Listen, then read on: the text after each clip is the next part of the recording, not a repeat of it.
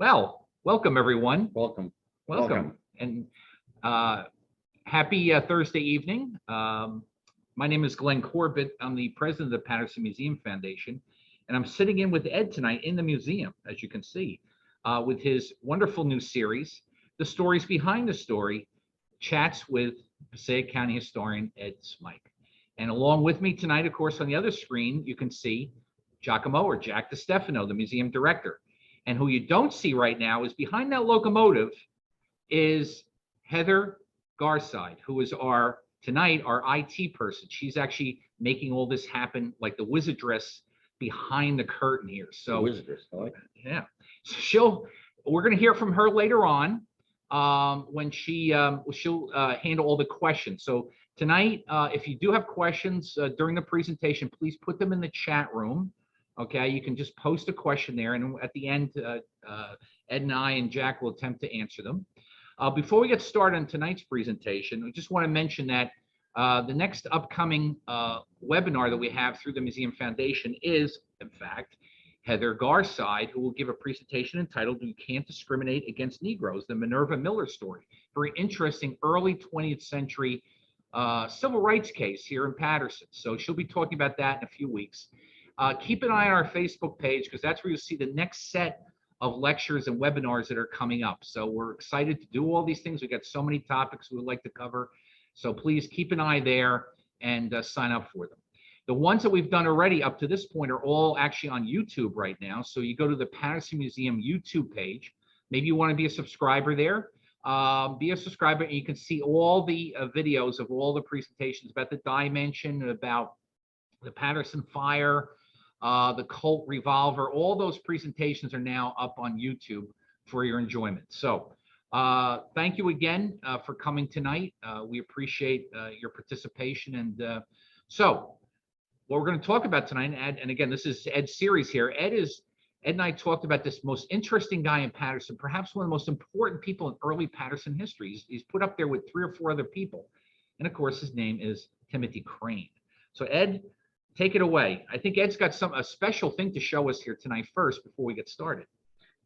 Well, we don't know if any actual photographs of Crane are in existence, but at some point there was this wonderful drawing, quite possibly, as Glenn has pointed out, a charcoal drawing. And this is the drawing in question, and everybody see it.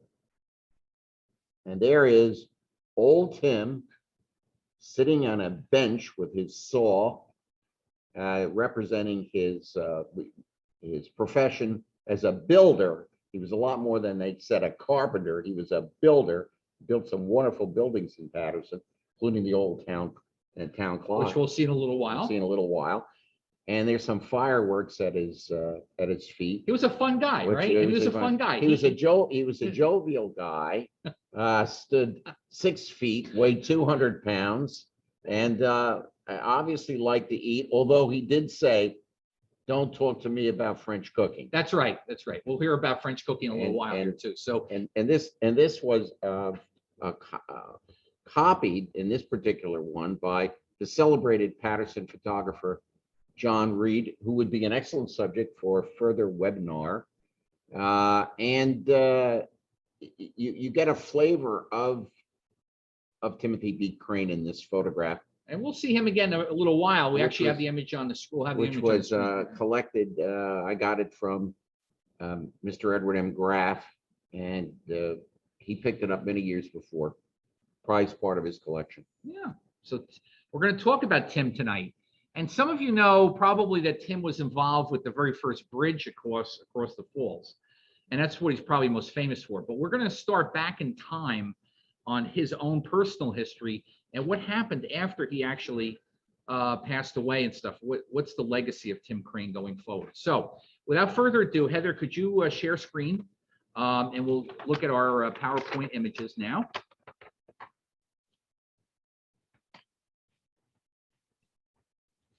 Here we go. And now there is the house. This is the house. So where is this? Where's this house, Ed? But Durham, Connecticut. And it's the Austin house, AUSTIN house. And it's in Durham, Connecticut that our subject tonight was born on June 10th, 1773, to John and Abigail Crane, up there in mid-Connecticut. His father was a school teacher, eventually becoming a merchant in New Haven. And why this house is important to us is really kind of interesting here, is that this house was present when little Timothy was growing up there in Connecticut, and was owned by the Austin family. And if you're thinking, the name Austin, that sounds familiar. It is. It's Moses, it eventually becomes Moses Austin's home. Moses Austin was the Lead King. They called him the Lead King. And he ended up in Virginia.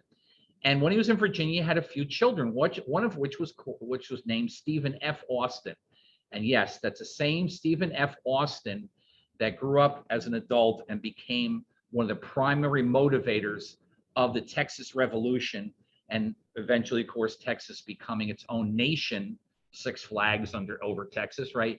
And eventually a state in the US. So the Austin family came from the same town that Timothy Crane came. And of course, there's a city named after him. And of course, By the family, capital, right? The capital of Texas is named Austin, after the same family. And so it's almost a guarantee that Tim would have known Moses Crane Moses Austin growing up, and would have, perhaps thought about Texas in 1836 when the Alamo fell. So interesting stuff here. So can I have the next slide? So Timothy Crane grows up. His father dies in 1784, and he ends up moving to New York City. His father must have had at least some amount of wealth, because he leaves young Timothy some property in the Parks Hill section of Durham, which no one knows where that is today. I've tried to figure that out, and no one knows. There's a lot of hills. There's like 25 hills in Durham, and this is not one of them that's listed now today. So we don't know exactly the property he had, but what that did for Tim Crane is allowed him sort of a financial sort of setting. So he moved on, and where did he go? Of course, the big city, New York City. He ends up moving to New York, and he starts out as effectively an apprentice in a construction and design firm.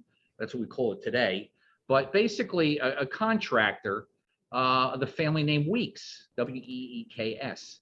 And incredibly, again, Timothy Crane crosses history every step of the way. Who is he with in a rooming house in New York City, but the infamous Levi Weeks. Now, you've probably never heard of Levi Weeks, but Levi Weeks was probably around Tim's age. His brother owned the firm, Ezra Weeks owned the construction firm. And what ends up happening is, in that boarding house, Levi Weeks is courting a young woman, okay? Elsa is her name. And they apparently, and again, we'll see here in a moment, Mr. Weeks is acquitted, but it ends up that Elsa ends up dead in a brand new dug well on Greenwich Street in Manhattan. It was a brand new water well, because this is before water mains existed and everything else, and used wells to get water. Her body was found at the bottom of this brand new well. And of course, Levi Weeks being her effectively beau, having heard some problems between the two of them, what have you, he is accused of murder. And what makes this incredibly interesting is the fact that Levi is put on trial in New York in 1800. The murder was 1799 and 1800. Who is a witness to several encounters with Weeks but Timothy Crane? He's living in the same rooming house. He's called as a witness. And guess who the attorneys are representing Weeks? There's Livingston, okay, one of the Supreme Court justices, but the other two, right. And what's really interesting about this, Ed, is that the other two attorneys representing Weeks are, yes, Alexander Hamilton and Aaron Burr. How's that possible in 1800? The two of them are working on behalf of Weeks. Now here's Aaron Burr with a candelabra. That could be Timothy Crane. We don't know. That could be Tim Crane right there. That could be him. It could be. So anyway, what ends up happening is the trial only lasts a few days.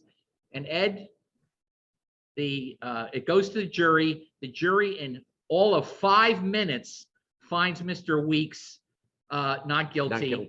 And Mr. Weeks, unfortunately, ends up getting a bad name. He ends up going to Natchez, Mississippi, designed some buildings down there in Mississippi. His brother, of course, is most famous for building the Grange. Hamilton's house. Is this like so here is Timothy Crane, which still exists, and you can right? visit it. And maybe Tim Crane knocked a few nails into, I don't know nails yet. Maybe doweled a few floors into that house. We don't know. So Heather, you want to go to the next one? Now, this is a place called Albany Hall. And this is a location where the Rockefeller Center is today.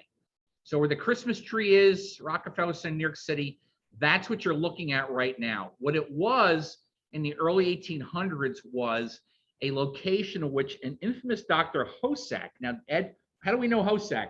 He treated Hamilton when he was wounded in the duel with Burr. How is this possible? Now, there's another connection here with Tim, that Hosack is a medical doctor, and he really wants a medical school in New York City.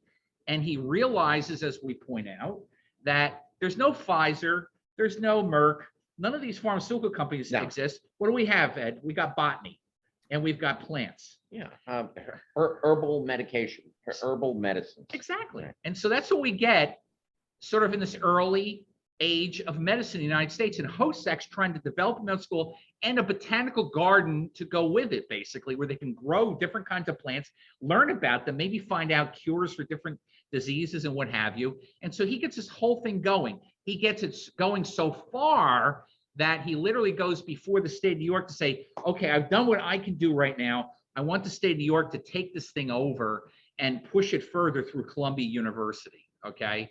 And so that's the intersection, again, with Tim Crane. Who do you think they invite in to do an assessment, a financial assessment on behalf of the governor, Mr. DeWitt Clinton? They have Crane and 2 other people assess that building right there and several others on the property and how much the worth is, because then the state would, of course, pay for this to Hosack to take the property. So, of course, we know that today Rockefeller Center is there, so that never actually happened, but it was the beginnings of medical schooling here in the U.S. It was one of the first botanical gardens in the U.S., and it did lead Columbia University getting into medicine for many years. And there's still some issues lingering on into the 1980s dealing with this property. Okay, later on stuff. Ownership issues. Yeah, exactly. So that was what we called Albany Hall. And again, Tim sort of crosses that. Why don't we talk about DeWitt Clinton for a second? How about that? Well, Tim was absolutely enamored, almost enamored of him. And you know, he later said that I'm an American first. What am I? I'm American, and I'm an old Clintonian in the bargain. So he had enormous respect and admiration for Clinton, who was governor of New York and also the mayor of New York City, and later. Also the creator of Erie Canal. The Erie Canal, and the first bridge that was put in at Passaic Falls on Sunday, opened Sunday, September 30th, 1827. He christened it the Clinton Bridge. So that was his first name, the Clinton Bridge. Right. And as a matter of fact, there's going to be a replacement bridge hopefully coming up soon. Maybe we can name it the Clinton Bridge again, right? The new one. We'll talk about that. That's possible. We'll talk about the later bridges in a little while here. So anyway, here's Tim. He's building his career as a designer and a contractor, builder, basically, of buildings. So he's getting his name out there, and he's doing really well. And at some point, he decides to move to Paterson. But before he does that, he marries a woman by the name of Sarah Teller. Sarah Teller, we believe, was from to some extent, an aristocracy within New York State. We believe there's some mystery about it, but Sarah Teller was Tim's first wife. And they were living in New York City, and they eventually moved to Paterson. We figure roughly around 1811. That's the guess that we have right now of when that happened, because a lot of these things we're telling you tonight are all little bits and pieces we're finding from different places stuff and trying to sort of put this history together. Well, it's an amazing mosaic. It is. It is. And they had not, and get this, Sarah Teller and Tim Crane had 9 children. 9 children. Okay. Of which 4 are born in Paterson. So 4 of those 9 are born in Paterson. And so let's hit the next slide, please.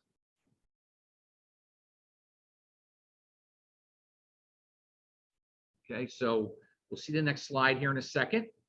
There is the infamous, yes, that's the nail mill. Some of you are familiar with it. It's a wood frame building.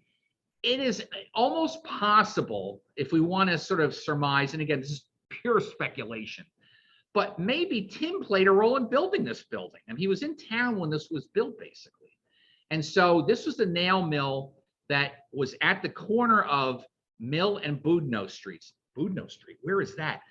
That is Van Houten Street, exactly. They should restore the original. That's what we got to do. We're going to ask the city restore that to Boudneau Street. Okay, that's a story for another day. Another story behind the story.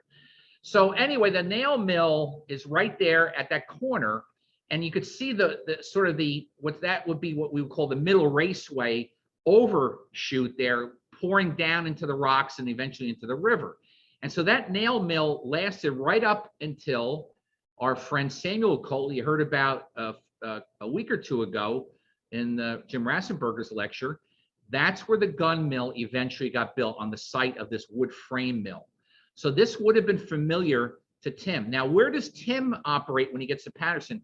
He actually owns a sawmill and, I would say, a contracting building. Let's call it that. At the other end of Boudneau Street, where it crosses Prospect. Okay. So that's where the Salvation Army or the Edison Illuminating Company is today, where the Salvation Army is today. That's where Tim's actual sawmill for all his construction work was located. So he would have been very familiar with this building. And like I said, it's very possible he built it or had some involvement with it.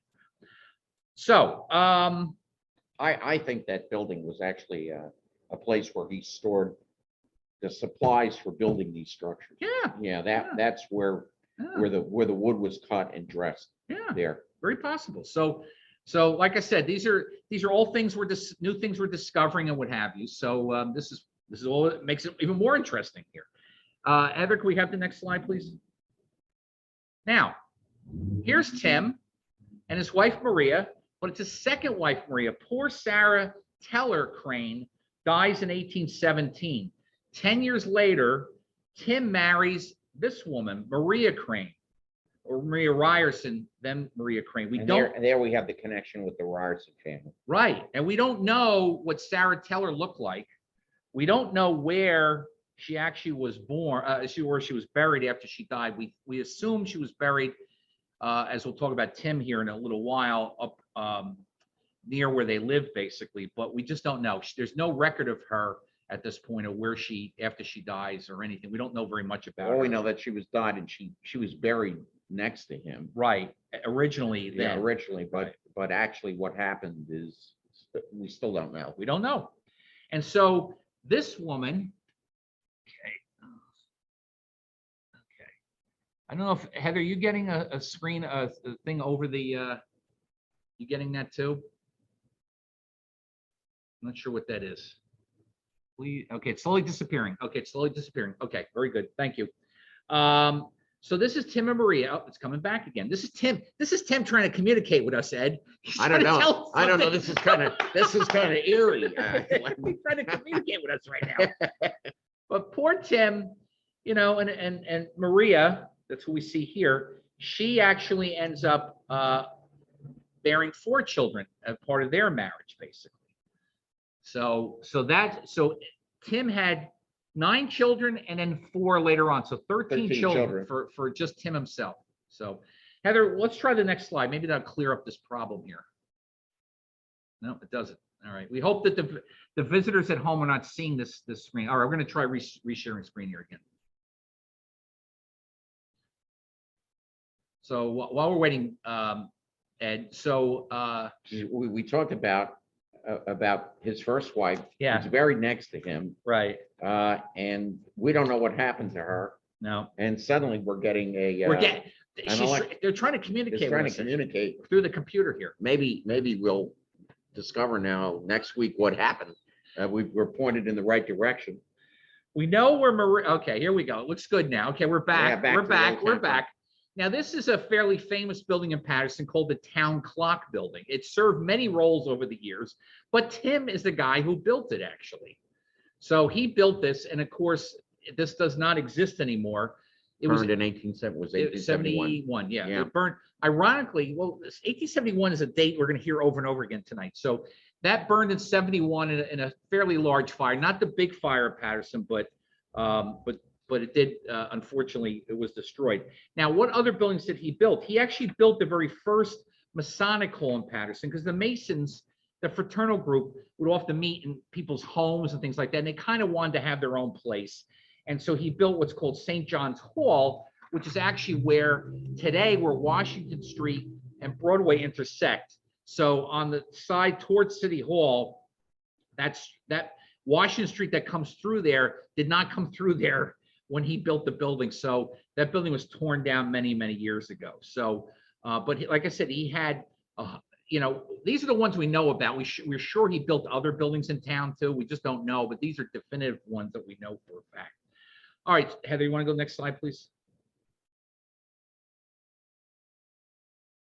So this other one coming up now is in fact the same image you saw earlier that Ed had. That's pretty sharp that you managed to get that. Yeah, and so what Ed showed you earlier was an original print from John Reed, the famous photographer in Paterson. This, of course, is a copy. So we could call him a portly Pattersonian, couldn't we? I would say so. Yeah. But this, make no mistake about it. I had said bold, innovative, and endowed with restless energy. There you go. He became one of the more famous personalities in annals of Paterson history, and he kind of exemplifies the early pioneer entrepreneurial spirit that animated people who came to early Paterson at that time. And he was a civic guy too, because he not only built that hall for the Masons, he was a Mason himself, the Orange Lodge, number 13, one of the originators of that, one of the early Episcopalians in the city, helping develop the church. And for me, as a fire person, he was Paterson's very first fire chief. Right. Is that it's unbelievable? So he's really the man in town, basically. And they really respected him. When we had the exempt firemen before we had a paid force, there in their headquarters on Clark Street, right, there was I think this very same portrait. It was there. It was hanging Yeah. there. So he was a guy about town. He certainly was. And so which leads us up to perhaps his most famous accomplishment here in Paterson, which is, of course, Heather, can you have the next slide? Is in fact the very first bridge across the falls and his famous forest garden. Now, this particular image is it's a watercolor from an individual named Niccolò Callio. I think that's the way to pronounce it. Callio came to the New York City area in the mid 1830s, right before the great New York City fire of 1835. Now, we all know, of course, unfortunately, what happened with 9/11 and the disaster that was. New York City had the very first major conflagration in the United States in December of 1835. It wiped out, if you were standing basically where the Washington statue is today at Wall and Broad Streets there, and you're looking to the south and to the east, that entire landscape in front of you would have been completely destroyed. It literally burned its way all the way to the East River. And Callio did a series of large paintings of those fires, two specific ones that are very well known to fire people, but he also did this one. And one interesting little note about Crane, Tim Crane goes to see the fire, and he brings his little son, Richard Teller Crane, the son from Maria Rogers. Yes, right? yeah, He yeah. brought him to the city. It's a whole interesting story, which we can go to another night, but he took his son to see the fire in 1835. So we believe that Callio probably did this image not too long after that, because he arrives in 1835. So this is probably a scene there. One quick thing, and I'm going to turn over to Ed here because it's his, of course, it's his program. But what's interesting is the fact that you notice the arch of that bridge there. All the other bridges, for the most part, are slightly arched. But remember, Tim was as we said earlier, they considered him to be a carpenter, but he was a builder. He was an architect. He was a designer. He built this bridge out of wood with not one iota particle of iron anywhere in it. That's right. Right. And he rolls it across the chasm. Yeah. He suspends cables To pull it. and then puts the bridge on rollers, and that's how he pulls it across and secures it. Right. And so it's a big event, that day. We got lots of people to come see the new bridge crossing. And before we change this image, I just want to point out a couple things to you. Right on the left side, and by the way, Ed, how many counties are in this picture right now? Passaic, Bergen, and Essex. Well, yeah, there's no Passaic County yet, so it's Essex and Bergen, right? Yeah. Right. Essex, so it's three. One side of the falls is Essex, Essex, the other side is Bergen. It's right. hard to believe that there was no Passaic County yet. In that picture, in that drawing, if you look just to the left side of the bridge, there's a little building there. We believe that's the toll house, and it's very possible that that nice picture we just saw of Tim, that was drawn inside that little building. I'm thinking that's what it was. On the other side, you can see that little archway. That was the entrance to the forest. To the forest garden. He's got a little refreshment stand there, and the whole 9 yards. So Ed will talk about what that place looked like and how it worked and things. But before we do that, let's first go to the opening day. So Heather, would you go to the next slide? Okay. This is an eBay story, what you're looking at right now. This is before you go on, you have to tell the story of how you acquired this and how you rescued it. And I said, you're right out of that book that was written by Richard D. Altick called The Scholar Adventurers. He was a professor of literature. He wrote this marvelous book about people who found old documents and literary treasures, published in 1950. And you're out of that book, Lynn. See, I'm like a descendant, right? You're a descendant. I'm a descendant of that. I'm a descendant of that. So I am a professor at John Jay College in the city. I teach fire stuff, fire science, emergency management, but I am an avid amateur historian at Paterson. And so I keep an eye on things. And several years ago, of course, like many of us are, I was on eBay, and all of a sudden I see this register come up, and it's mentions Passaic. There's no Paterson in the description, only mentioned Passaic. Thank God he spelled it right too. That's always a problem. Right. But he spelled it right. And I'm looking at this, and I knew instantly what it was. This is literally the register that Timothy Crane put in the toll booth the day he opened his bridge up. And if you look on the page you're seeing right now, there's a whole section up top. You can't read it, but basically it says, I'm inviting people who come to visit to please give your thoughts about what you see here in Paterson, the Passaic Falls. What's really interesting, his signature there, of course, Timothy B. Crane. But what's really interesting about this, the very first signature on there is Abraham Godwin, okay? Probably the most revered guy in Paterson, Revolutionary War general, the whole bit. Who did they send across the bridge first before they tested it? They sent him across. Godwin, yeah. Godwin. So it's just a really funny thing. So this literally came off of eBay, and the background of the story is interesting too, which plays into a little bit further down the line with our presentation. I asked the seller, who was in Minnesota or Michigan, one of the two states up in the original Northwest, and I asked him, where did he get it from? He said he bought it in a stamp show in Chicago, and which also made all the sense in the world. As we'll see here in a moment, the Chicago connection to the Cranes is really big. And so it probably lived there literally for about 150 years roughly, and being passed around from person to person in the Chicago area. And then it shows up on eBay out of a stamp show. Okay. And so it's home now. For those you know eBay, there's two ways. Sometimes you can buy things. You can buy it now or put a bid on it.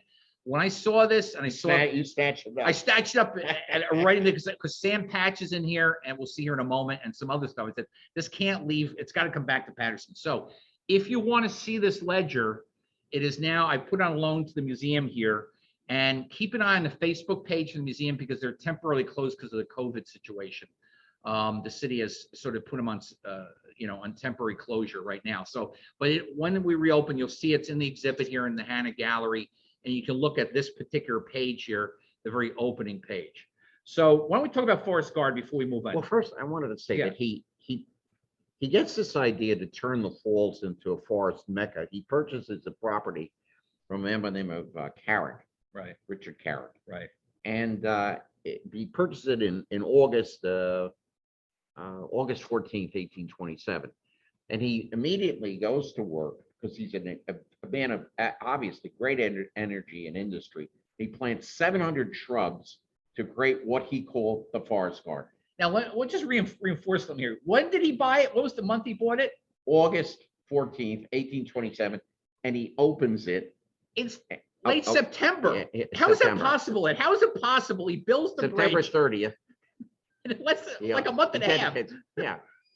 Well, it gives you an example. Who could we ever think that people could build things so quickly, Ed? I mean, is this possible? And plant 700 trees?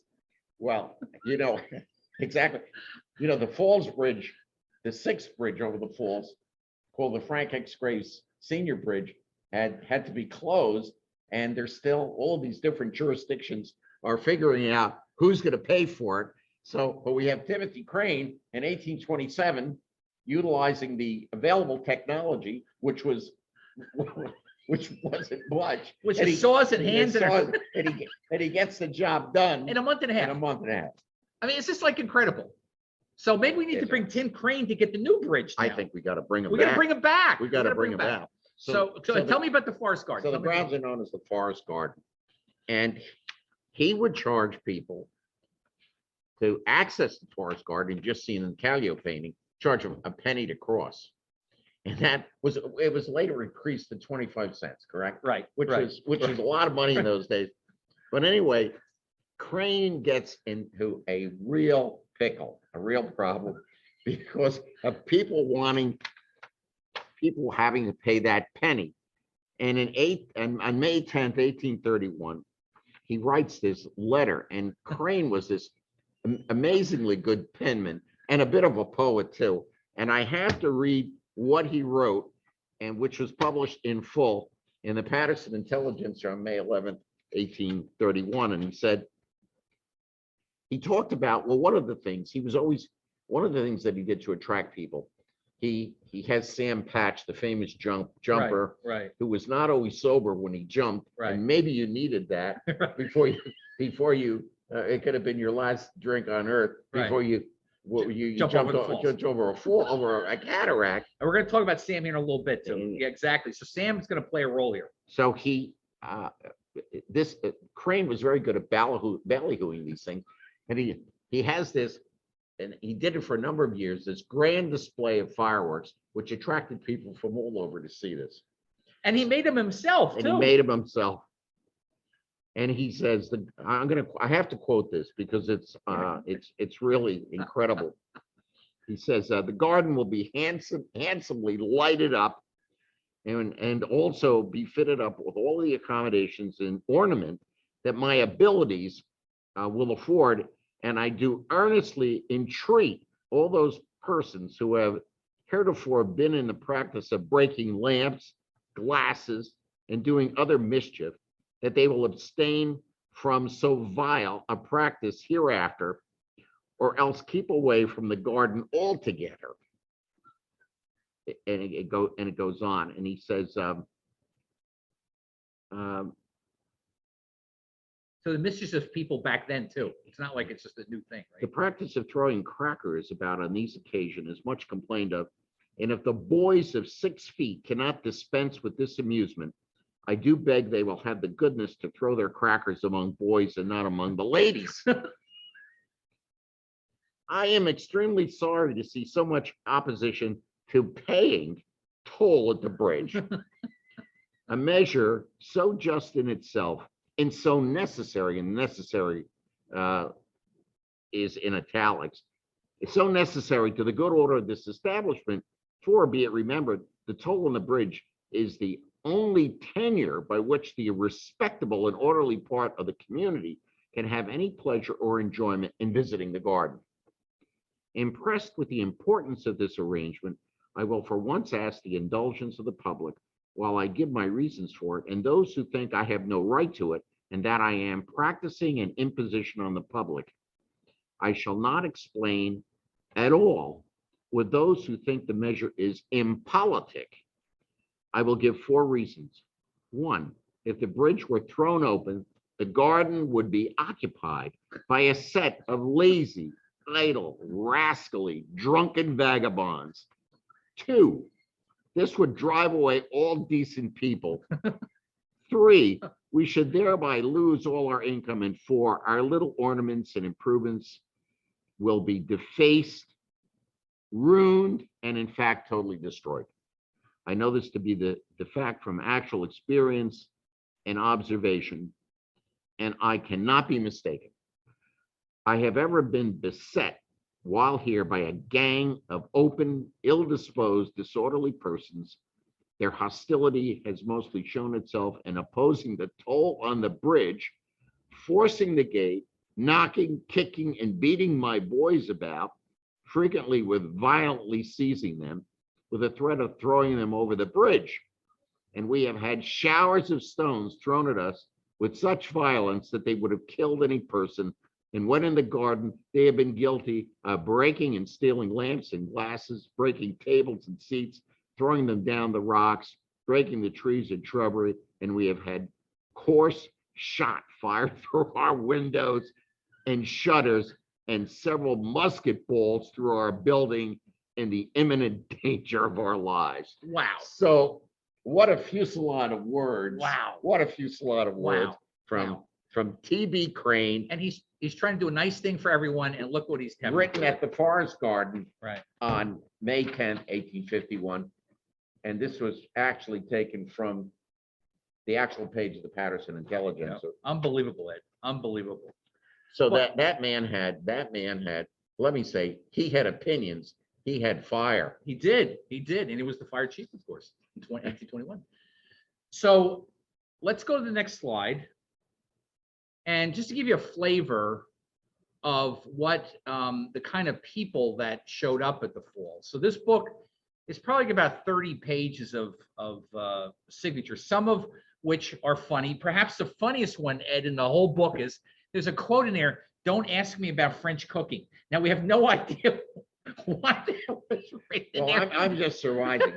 Did somebody on Christmas Eve, December 24th, 1828, Yeah, when he made this entry in the book, did someone bring him French food, fishy swab or or coquille Saint-Jacques, and he had an allergic reaction to it. yeah.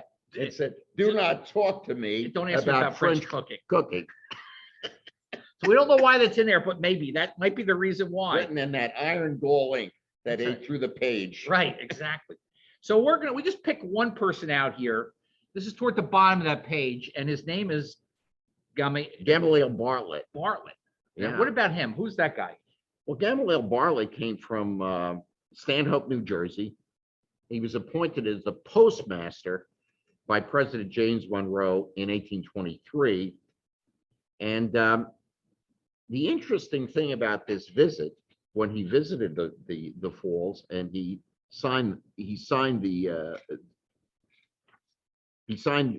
visited on 19 October 1827, and in 1829 he petitions the Sussex County Court for a license to keep an inn, or, and this quote, what he petitioned, inn or tavern in the house in which he now lives. It has shades of Timothy Crane about it. Yeah. And he was quite a guy. He again, he lived in Byram, and was one of the people who was a big promoter of the Morris Canal and banking company's project, namely the Morris Canal. Right. And so we think he actually had his own ideas about maybe a form of a pleasure garden. I think so. Or a forest garden out in Stanhope. So there's some links here between all these people, right? So he visits the Falls, and he evidently sees old Tim, pays the pennies. Not gonna get into an imbroglio with him, and gets an idea. And that's the beauty of American daring do, I guess you'd say. We need them now, Ed. We need him back now. to replace the bridge, the Frank X. Graves bridge that needs to be replaced. We need Tim back to help make that happen.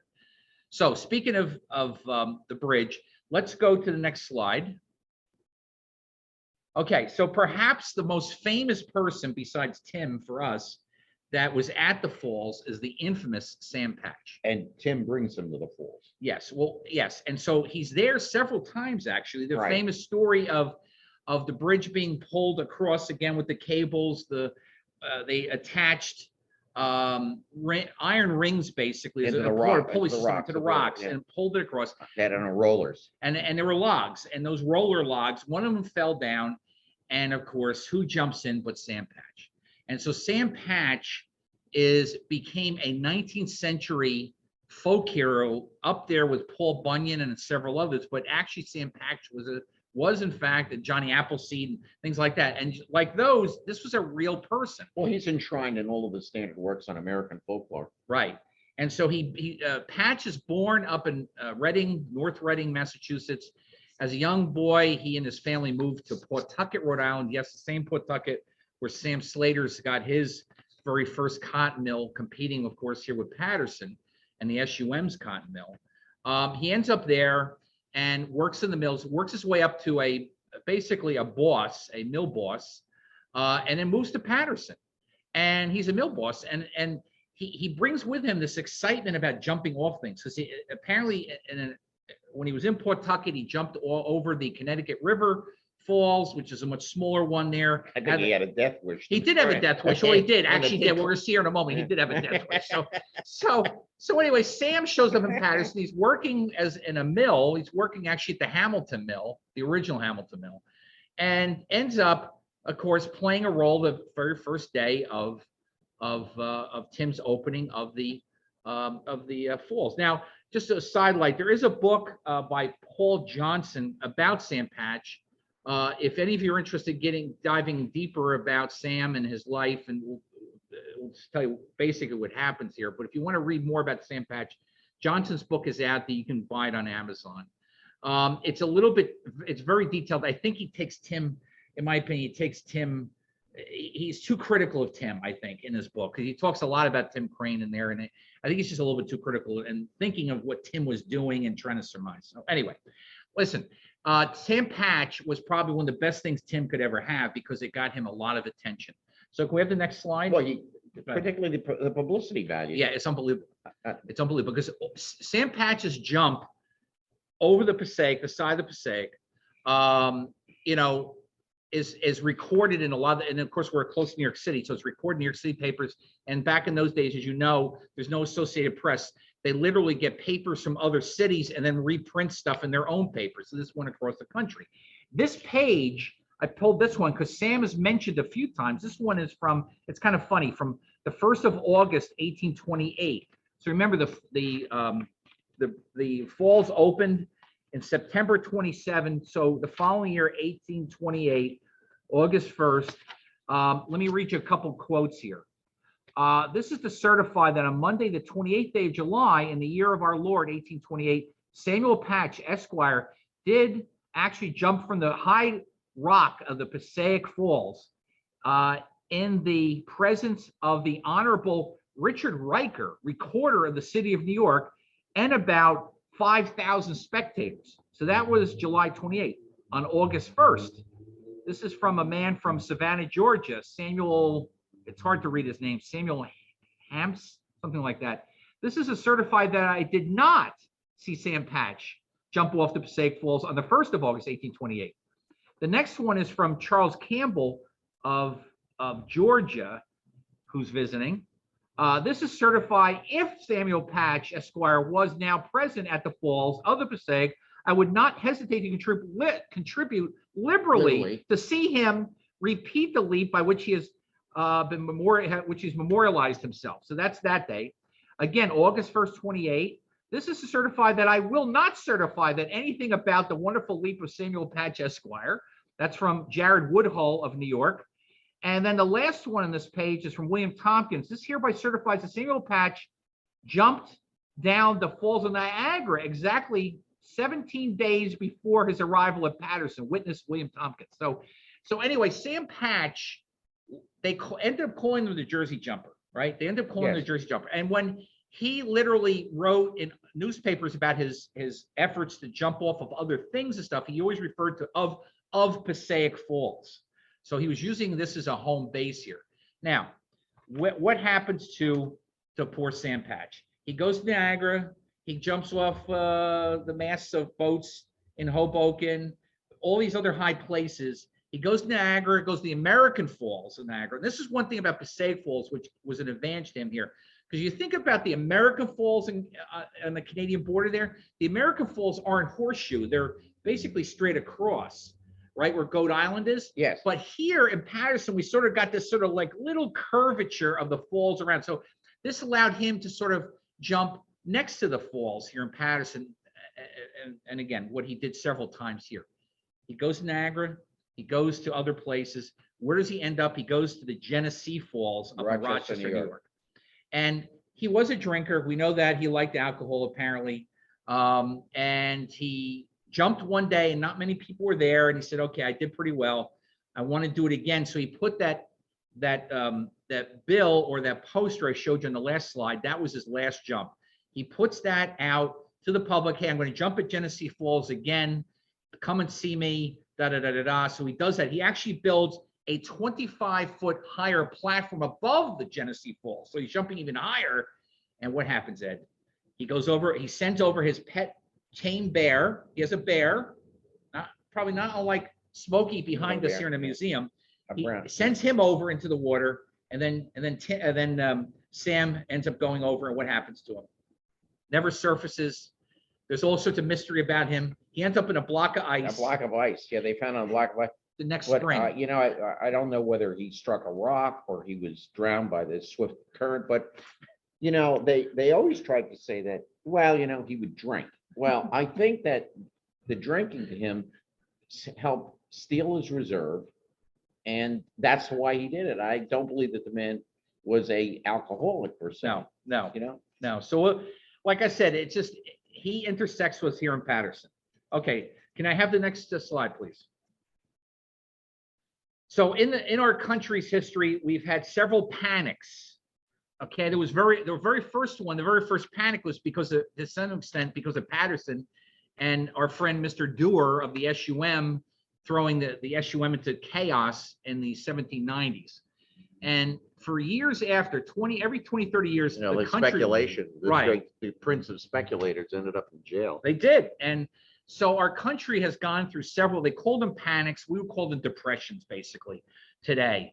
But there were several over the years. And one of them occurs in the late 1830s, right? 1837, we get the Panic of 37, another one in 57. So Tim Crane, all we can surmise is that poor Tim, you know, he's having problems with people breaking stuff and having to replace it and stuff. Maybe he's not taking in as much money as he used to, but he ends up having to literally sell the falls to his successor, Peter Archdeacon. So Peter Archdeacon becomes the owner, and there's several more people beyond that. The famous John Ryle will own the area later on. But poor Tim has to sell the falls and his property and all his stuff. And so in this book, at the very back, and it's hard to probably see that on your screen, but if you look to the left of the printing or the text there, there's pages that somebody ripped out years ago. I don't know what was on them. Maybe something really important was on there that told us more about the story, but they were ripped out. But what's left is a poem from Tim Crane. And let me read it to you. This is my best effort at transcribing his poem. This is Timothy's lament. This is Timothy's lament. And he says this. He says, now from thy shady scenes I must depart. No more the mesmerizing water reach my ear. Those craggy rocks are graven on my heart. 'Twas music too, they troubled voice to hear. When the spring's vernal showers, thy water rises, toss thy pygmy billows to the skies. Farewell, Passaic, my strong heart is crushed, to part from thy romantic scene so dear. My aged cheek and furrowed brow was flushed. with shame and rage when forth I came to hear the cruel verdict placed by sordid hearts, which to the heart no feeling gleam imparts. My head with heavy, and it's unintelligible, well is stored. My eye has lost an eagle glance of youth, and my fast, again, unintelligible strength could not afford to speak the little which remained in truth. To part with thy fair shade shook all my frame, and scarcely naught is left but a name. But that sufficeth for in after days. Thy name with mine shall still to memorial rise, as we're doing here tonight, Ed. That's right. Where Whitley's genius thy bright path displays, the landlord of the falls shall meet the eyes who love to view fair nature's pictured seat, which without Timothy is not complete. I mean, is this incredible or what? Okay. And it's dated January, the date that Ed mentioned earlier, January 22nd, 1839. So he ends up having to give up the falls. He's very disappointed. And for many years, we always thought he died, you know, he wasn't a wealthy guy. He didn't have a ton of money, but we always thought, you know, he sort of died this sort of more, had this miserable life for the last few years of his life in a cabin near the Valley of the Rocks. And what ends up happening now, which makes the story even interesting, is that one of his sons, Richard Teller Crane, writes a book, his autobiography here, Richard Teller Crane. Okay, he's one of the boys, one of the 4 boys that's born in Paterson, and his middle name is Teller, which is so telling because his mother was Maria Ryerson, not Sarah Teller, and yet Tim gave him the middle name of Teller, I guess, in honor of his first wife. I mean, that says something, I think, right there. So he's lamenting, and we thought that was sort of the end of the story. And to some extent, it was. But what we found out through his son's work in this autobiography, we found out that Tim actually did live in a log cabin, but that log cabin was actually located where the famous Soldiers and Sailors Monument, called Monument Heights, would eventually be built after the Civil War. And then, of course, that monument itself is now over in East Side Park. But his cabin was up there, and his son, he was so proud to say that his father built that log cabin in which they lived the rest of their lives, meaning his father and his mother, Maria, lived the rest of their lives in that cabin. They grew vegetables. They had visitors come in. I guess they had a miniature forest garden refreshment kind of thing going on. But he was so proud to say his father didn't have one particle of iron in that building. So it was all wood. And that's what, of course, what Tim really loved and things. So Tim unfortunately dies in 1845. And he is buried up there with, we don't know what if Sarah Teller's there also, or we know Maria's there. We know Maria's there. William Gledhill. Right. Now, let me give everybody an aside on William Gledhill. Yeah. Very well-known family in Paterson history in the 1860s, and they were very well educated. And William Gledhill was an attorney. He went to the College of New Jersey, now Princeton University, got his degree in 1843. And he did something quite extraordinary. He went around and he interviewed some of what they called very bright ancients, older people, and recorded in a book, a holograph manuscript, which is in the Gledhill collection of Passaic County Historical Society, these wonderful vignettes of Paterson history, really an early foray into oral history and recording it. And he indicates that Tim and his wife were buried right in the vicinity of this cabin. But we know, of course, that when the family became quite prosperous, his sons, the bodies were moved to Cedar Lawn. That's the next slide, Heather. So here's the stone cenotaph. Actually, I got a little bit closer so you could read some of the text there. But that's Timothy Crane's and Maria Ryerson Crane's burial plot there in Paterson in Cedar Lawn. It's up on, I would call it up on the hill at Cedar Lawn, so it's closer to Lakeview Avenue. It's up on that. It's right next to the Colt family. It's right across from the Barbers. It's up in that area basically. This, as the stone said, the etching on the stone says, was put up by his children in 1871, and that's the next part of the story, which we're going to run through about his legacy here. So that's where Tim is. If you ever want to visit him, that's where he is right now, and Maria's there as well. So they were moved from the falls, well, actually the soldiers' monument moved down there, right? So anyway, let's talk about Richard Crane here, one of his sons. Heather, next slide, please. Richard Crane is this young man growing up. Richard Crane and Charles Crane. Right, and Charles Crane. Yeah. Right, they're growing up with their siblings. There's 4 of them in Paterson. And this book, like I said, which is a fairly rare book, his autobiography, does give 20 or 30 pages to his life, early life in Paterson in the area. And so some things we've learned more recently about his father and about him sort of shade this, because this is his actual account of what happened. Tim dies, as we said, in 45. And so his son's really got to find work. And so it ends up that Richard Teller Crane ends up going to New York City, first actually to Brooklyn, to a bell and brass foundry in Brooklyn through his aunt. His aunt gets him a position there. Another Ryerson basically gets him a position there. And he spends 4 years in the brass foundry. His brother is an iron molder. So they're both involved with metal, which is kind of ironic, Ed, right? That Tim was always so proud about wood, and his sons actually go into the metal industry. Into the metal industry. Yeah. So anyway, Richard moves his way from various places, and he's gaining is experience working in a foundry, and then he ends up in a machine shop, and then he ends up at this place, which is the Hoe manufacturing company, who made printing presses and things. So he's getting a lot of good experience in New York City, in Brooklyn. His mom, Maria Ryerson, gets sick in 1848. He moves back to Paterson to take care of his mom because she's sick, and he gets a job at Danforth Cook. He wasn't impressed actually with Danforth Cook's operation compared to what he had done in New York City and stuff, but he does work for Cook for a short period of time, and then his mom dies. And then things start to really change for him, because guess where we are now? We're now in the second one I mentioned before. The Panic of 1857 now has problems because Richard gets laid off, and I'm sure Charles the same way gets laid off, and they need money. So where do we go? Go west, young man. Who said that? Our friend George Soule. Well, that too, but who else said go west, young man? Who's the editor of the New York?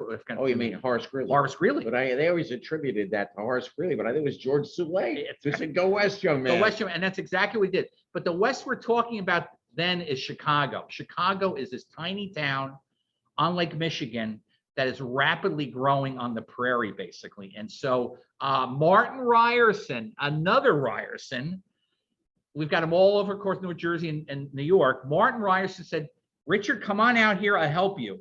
He sends him to Michigan first. He gets him involved with the lumber industry there, because that's what Martin Ryerson is, a lumber man. He's got gigantic lumber sawmills and all sorts of stuff going on.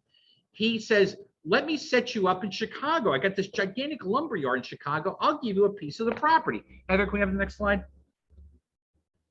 There is the very first Richard T. Crane factory. It's a one-man shop when he opens it up, and he does incredibly well. It's a brass foundry, okay? And see, if you look at that image, look what's around him. It's all wood stacks, right? There's all wood around him. So his Marty Ryerson, again from North Jersey, gives him this little piece of property to build this little foundry. Let me give you an aside on this. Yeah. Edward M. Graff, who was my mentor, curator of the Passaic County Historical Society, and had a great passion for local history. He was interested in this Crane story, and he wrote for the Paterson Morning Call, an article I have it right here on March 18th, 1940, Two Paterson Millionaires of Chicago, where he talks about Crane and Martin Ryerson. Unbelievable. So the story you've never this is a story behind the story. You probably never knew that. The last time you were in a commercial building in a restroom, you probably met the Cranes, didn't you? That's correct. Because that little Crane piece of plumbing fixture came from these folks, the same family that we're talking about here. So kind of interesting. Excellent. So next slide, please. So there is the young Richard T. Crane and his wife, Josephine Prentice of Lockport, New York. They're married in November of 1857. They had 8 children. She was the first of his 3 wives. She died in 1885. So what does a normal gentleman of the late 19th century do? He marries her sister. He marries his sister. That's right. Eliza, That's right. in 1887 in Monterey, California. That looks like a photo taken in the 1860s from. Yeah. So this is early on. And Eliza, he marries her, Eliza, in 1887 in Monterey, California. Right. In Monterey, and then she dies in 1902. So now he's a widower again for a second time. But before we get to that, let's talk about the next thing. So what happens here? His company grows exponentially to the point literally it becomes the largest plumbing fixture, plumbing type equipment, gas supplies, piping, valves, gas cocks, all that kind of stuff is all coming out of Chicago. Crane manufacturing company. Crane manufacturing. And he not only gets into that, but he also does elevators. Can you have the next slide, please? Hydraulic elevators, right. There's a plate from one of their elevators from 1898. So they're branching out. Who does he bring in with him into the company but his brother Charles? Charles, yeah. A year into Chicago, when he first gets his foundry going, he's doing so well, he writes back, please, Charles, I need you out here. So Charles works with him for about 25, 30 years. He retires and he sells Richard Crane the rest of his business for, and this is now the 1870s basically, for $300,000. I mean, that's still a decent amount of money back then. So Richard bought him out. So Richard becomes a sole owner of all the crane industries, which are incredible. It ends up that Richard does so many things for industry over the years. There's a Crane Technical High School in Chicago named after him, right? There's so many things that he made and manufactured, particularly again in the metal industry, things that were needed for buildings, basically. The next slide, please. He's a philanthropic guy.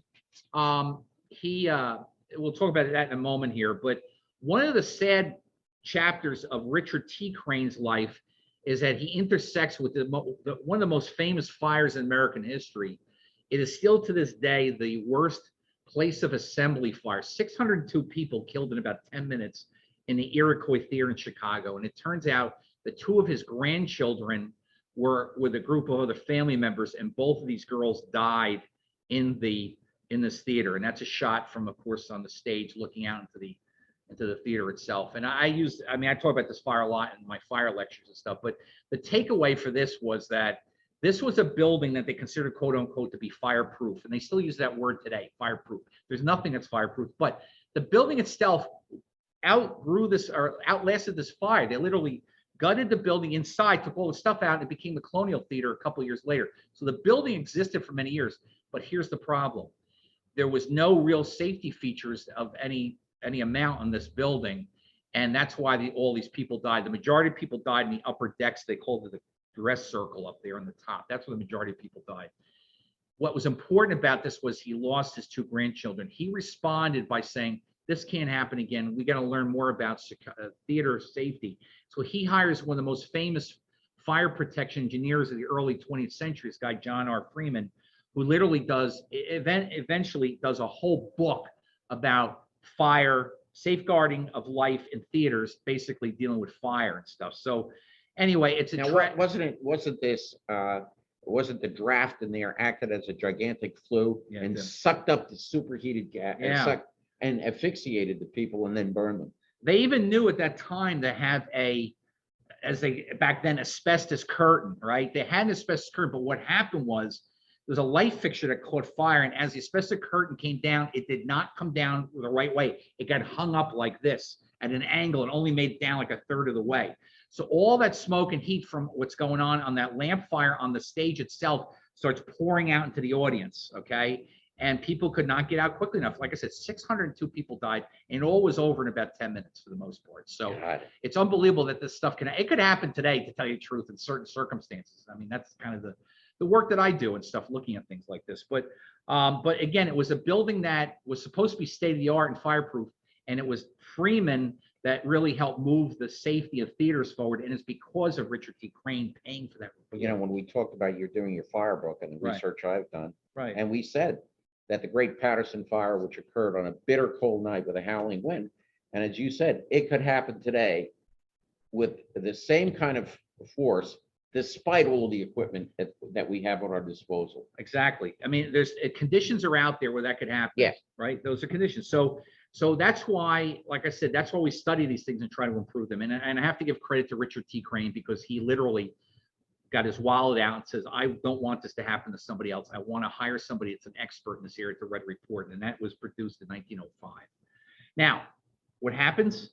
The same year, he marries his third wife. Richard T. Crane marries his third wife. He's 73 and she's 35. Okay, so there we go. Well, all I can say in that score is that his father, who is considered a robust, jovial guy, there's some very good genes in that family. There was. So he didn't have any children with her, No. but they did. She was 35, and one of the things he did do a few years earlier in 1880, he bought. Heather, next slide, please. He bought a plot of land on Lake Geneva in Wisconsin, not too far from Chicago, and he built his country estate there. And what did he call it, Ed? But Jerseyhurst. Jerseyhurst, yeah. It's a nod back to Paterson in Passaic County. And In honor of being of New Jersey, Right. Paterson, yeah. Yeah, 50 acres he bought. It was his family's estate, and he had multiple buildings for his children there. His one daughter who lost her children in that fire I just mentioned. They all had their little houses there. Big for us, but probably little for him. But they built all these things on this 50 acres of land on Lake Geneva. And what's really interesting is that Richard T. Crane loved water. And so what does he do? He commissions a person who eventually becomes a naval architect for the federal government. He's brought in by, I believe, by Theodore Roosevelt for the Navy. This guy designs, Richard T. Crane, a yacht for Lake Geneva. And what does he call it? The Passaic. The Passaic. He didn't call it Lake Geneva. He didn't call it the Chicago River. He called it the Passaic. Yeah. And he had one of them. He had two of them. And the one, next slide, please. The early one, which is built in 1880s, is still in existence. It's been renamed the Matriarch. It's still floating on Lake Geneva, but that is Richard T. Crane's Passaic right there. So he's, like I said, he's an interesting guy. So the next image, please. So here he is. Here's Richard T. Crane, late life, playing cards. There's a gigantic portrait in the back of his whole family, done about 20 or 30 years earlier. And he's an interesting guy. But remember, he grew up as a kid around the Passaic Falls. He came back to visit Paterson from time to time. He specifically in this book mentions coming back, and he knows where the log cabin was because he says it's in the location where the soldiers' monument is today, Yes. meaning when he wrote the book in 1910. So anyway, so he was a big fan of Paterson. He was a big fan of the Passaic Falls. He was a big fan of everything, and his heart really was in New Jersey. But of course, his life was really in Chicago after his parents died. So that's the legacy. And again, if you've ever been in a commercial bathroom in any commercial building, you see that crane, literally the crane bird symbol. That's him. That is his company, and it still is on today. A portion of the company is part of American Standard. That's the residential part. They bought that piece of Crane.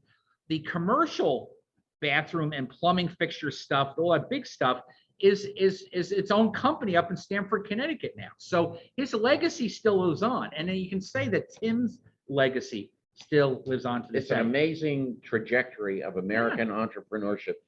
You know, when Richard's company celebrated its 75th anniversary in 1930, he decides to open a branch They opened a branch in Paterson here in Crane Company. on East On Market Market Street, and there was a large article in the Paterson Evening News. Yeah. Have it in front of me. Industry founded here 75 years ago returns with opening of Crane Company branch.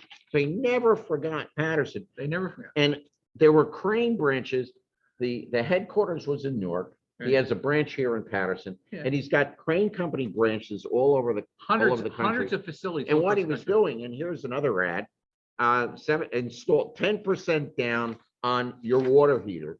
And this is what This is the a ads look Paterson like. ad. Yeah, and this was not Patterson ad. Oh, I'm sorry. This is Crane Company, Davenport, Iowa. There you go. And these kind of things replace your water heater, other plumbing supplies in the Crane branches all over the country. Yeah. And you know, his employees, maybe you could also address that Yeah, I always talk about the employees too. about So the employees, where the this- employees loved him. they loved I him. mean, they loved him. He would give parties for them. He believed in unions, I believe. Well, and he believed in helping the workers so that they would work. Of course, it helped him too by working well and stuff. He provided health care when think about that today. Healthcare, yeah. Think about that today. Health care this guy provided. Free lunches, free coffee, free donuts, free lunches and stuff in a really wonderful facility in their building. They could go whenever they wanted to that. He did picnics, parties and stuff. He did a early form of profit sharing with the employees. I mean, it's unbelievable how forward-looking this man here that you're looking at right now was. He was not a predatory capitalist. He was not, and he was so respected by his workers that they bought him silver trophies and silver. I mean, Right. can you ever imagine like, and I won't use a name, but some tech giant, you know, having his workers buying him incredibly expensive things in honor of him, right? You could put the name in you're thinking of right now, but can you imagine things like that? It can't happen. This guy was really a man of the people and really tried to do the best thing he could for everyone. And he was, Well, you know what? He lived. I think he lived his life very, that way. He lived very well. Yes. But you know what? It to me, what strikes me about Crane and his Right. greatness, Right. he never forgot where he came from. Right. And he mentioned that right in his book. Never forgot where he came from. Mentions it right here in the book. The first 20 or 30 pages are all about Paterson and his life here. So last slide, please. So that leaves us here back at the falls again. There's another image of the bridge, of Tim Crane's bridge. The other one, I like the Calliope because you can see the other things that are his forest garden, and you can see the toll building and stuff like that. So, but it's essentially this, you know, this really wonderful scene that drew so many people to Paterson over the years. You know, Richard was a little bit disappointed because he remembered his life as a child in the 1830s in Paterson, when, you know, industry really hadn't gotten to the point where it was, let's say, in 1900. Because he said when he's returned a few times, he says it's not the sort of, I don't want to say quiet, but not the bucolic sort of setting he remembered. They remembered as a child and stuff. It's an industrial city that he's very familiar with because he created one in Chicago. Well, I think, you know, when he wrote that letter in 1831, he created all this beauty and he was really angered and hurt that people would try to destroy it. Yeah, because he wanted to give something Right. back, you know, to them. Right. And Tim really wanted to do something wonderful, and he did, because he gave us a legacy here. We don't know if other bridges would have come along, right? I mean, the fact is we're on bridge number, he was the first bridge. I mean, and he did it on his own. There was no county government, there was no nothing. He just did it on his own. Well, and that's the other thing that impresses me about him. Yeah. He didn't wait around for somebody to foot the bill. He didn't expect the public to do it. Right. He did it so he could, he had to charge a penny across, you know, to provide an income for himself. But God darn it, he did it. It's that He did it. wonderful spirit of He did that it. animated so many people to achieve that American dream, right, Glenn? Exactly. So on that note, if there's any questions, folks, please type them into the chat box if you have any. I don't know that we have any yet. I see 2 on there, but Heather will let us know. She's broadcasting again. She's behind the curtain for us. So her voice. Before Heather says anything, I just want to say that was really great watching you two guys there. I tell you, all you need is a straight man between the two of you. You could do, That's you. You know, for Abbott and Costello did for the movies, you could do for Paterson once again. You know, Everybody out there that's watching this, history can be so enjoyable. And working with colleagues like you, Jack, and Glenn here, who came up with this, and Heather, who I knew from the worked with her for many years as the At the director of the Historical Historical Society. I mean, we have got the nucleus of people that love history and find it exciting. Like all they do, the folks watching this, so Yeah, they love yeah, it too. That's absolutely. They why love we have it so much too. fun. We have so much fun. We have so many new ideas about the future going forward and things like that. We got one Q&A, it looks like just came in. Yeah, so Dennis just said, you two gents have make a great team. This fleshes out a lot of Paterson's history in the 1800s. Oh, Well, thank you, Dennis. That's Thank our you. objective. And Dennis is one of our regular participants in this program, so we really appreciate it. So, and like I said, this will live on for a long time on YouTube. So, thank you, Dennis, very much for your support as well. You know, So, we feel that what is the point of keeping documents, and, you know, people go to school and they dislike history so much, and it's changing, but the way it was presented many years ago sort of dries dust stuff. And, you know, it's really about it. It's a history of progression of people and their ideas, their hopes, their dreams, and everybody has hopes and dreams. And that's what we're trying to let people know, that people in the past were equally passionate about things. They were. And so we're discovering all these new things, and we got so many exciting programs coming up that, like I said, if you follow us on Facebook, that will be, okay, wait, one second, I got a question here. Please repeat where Crane is buried and his sons. Well, Tim and his wife, Maria, are in Cedar Lawn in Paterson. Again, they're up on the hill. So if you were to go into Cedar Lawn, you know, from Route 20, you'd have to go up the hill, up. And if you go by the Sherwood Mausoleum, on the way up, you just keep going on that. I don't remember the name of the road there, but you keep going up, you'll find Tim up near the top of the hill there. So, and you have a picture. If you go online, Find a Grave has got a bigger image of it, so you can get the surrounding areas for that. All the children, pretty much from that point on, all end up in Chicago, one way or the other. Even what I mentioned that Richard had sisters, basically, they moved to Chicago because Paterson for them is they need to have the support of another family member, and Richard's the one making the money. So they end up going to Chicago. So all of them are buried in Chicago or in other related areas for the family. So that's where they are. So was another question, Heather? Bob just said, thank you for the great presentation. Oh, thank you, Bob. Oh, thank you, Bob. Thank you, Bob. So there we are. So the next presentation will be on, as I mentioned, February 15th. Our own Heather, again, she's the wizardress behind the screen tonight. She'll actually be on screen next time, talking about Minerva Miller's And story. she's going to bring an amazing story to life. That's what I'm saying. Nobody knows about. I mean, that's Yeah. why it is the story. Your program's story behind the story. This will be a regular PowerPoint presentation stuff. So anyway, we hope that, like I said, you stay with us. Follow these, and again, they'll be all on YouTube within a week or two after we do them. They get posted, and so they will live on in perpetuity for us. So we're having so much fun with this, both series and stuff. Again, we appreciate you folks being part of this tonight. We So, appreciate you tuning in. yeah. So any last questions? Are we good, Heather? I think you're all set. Okay, so we're going to say goodbye, farewell. Good night, everybody. Thank you Thank you. for listening. Thank you. See you all soon. Right. Thanks, folks. Take Good care. night.